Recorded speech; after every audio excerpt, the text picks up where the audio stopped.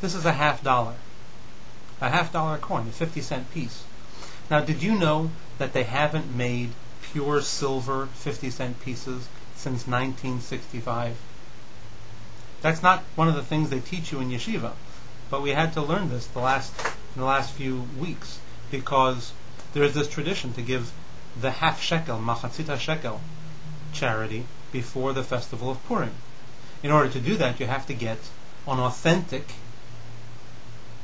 $50 coin. Now, you go to the bank and you end up with a $50 coin that's part copper or something, but not all silver. So I went out looking for the $50 coin that's all silver.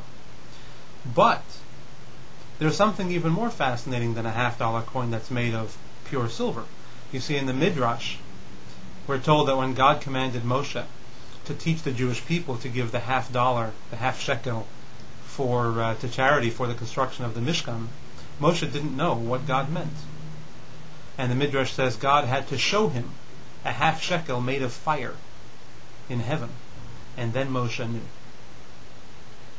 Now, I know what a half shekel is.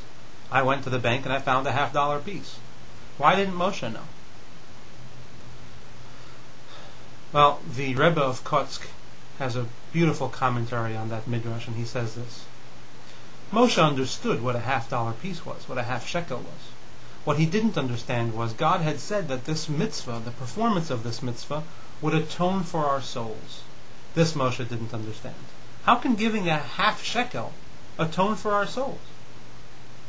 And not only that, but it was going to atone for each individual. And each individual was to give exactly a half shekel. Now, each individual person doesn't have to atone for the same things. So how could this same contribution atone for all the various different souls? To which God answered, it's a half shekel of fire. The mitzvah that you do, done with passion, and done with warmth, and done with feeling, that's what atones for our souls. That's what atones.